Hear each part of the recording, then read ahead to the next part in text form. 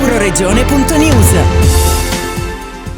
In viaggio si apre con una nuova proposta espositiva il 2022 della storica Società Operaia di Pordenone, che nell'ambito del progetto Vite Forestiere, voci dalla storia dell'immigrazione dal Friuli Venezia Giulia, presenta la mostra In viaggio, un percorso storico documentario curato dalla Regione Friuli Venezia Giulia attraverso ERPAC, l'ente regionale per il patrimonio culturale, attingendo ai fondi conservati nell'archivio AMBER, che custodisce e divulga la memoria dell'emigrazione regionale anche attraverso contenuti multimediali e web. L'iniziativa guarda in particolare ai giovani, avendo coinvolto nel progetto Vite Forestiere un gruppo di studenti provenienti da 5 istituti superiori del Pordenonese, impegnandoli a proposito della conoscenza della storia dell'immigrazione regionale attraverso le pagine della letteratura confrontate con storie ed esperienze reali. Vite Forestiere è un progetto denso di umanità che ci offre l'opportunità di riscoprire le vicende di donne e di uomini che hanno scelto di percorrere le strade dell'emigrazione alla ricerca di un'esistenza meno tribolata. Un plauso a questa proposta che ha permesso ai giovani studenti, e non solo loro, di riappropriarsi di un frammento di storia familiare. Così commenta il presidente della storica Società Operaia Mario Tomadini.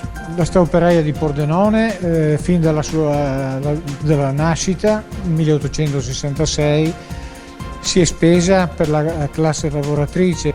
Il ricordo dell'immigrazione, in questo caso friulana, nel mondo è uno dei punti saldi anche per ricordare il lavoro di tanti uomini e tante donne, di tanti addii, di tante partenze, di auspicati ritorni.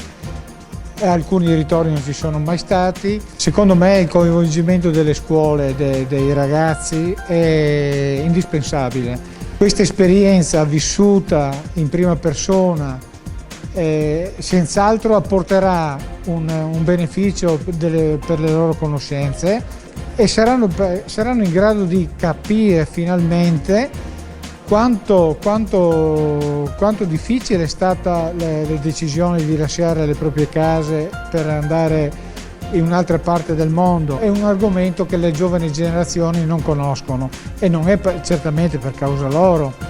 Ormai si parla di nonni, di bisnonni, fotografie magari dimenticate in un cassetto. Sarà utile che le scuole vengano a vedere questa mostra.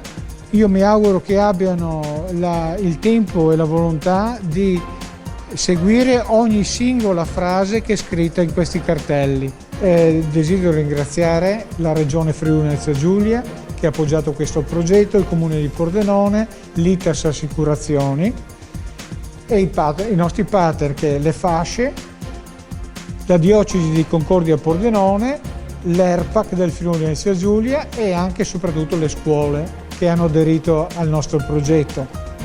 Euroregione.news.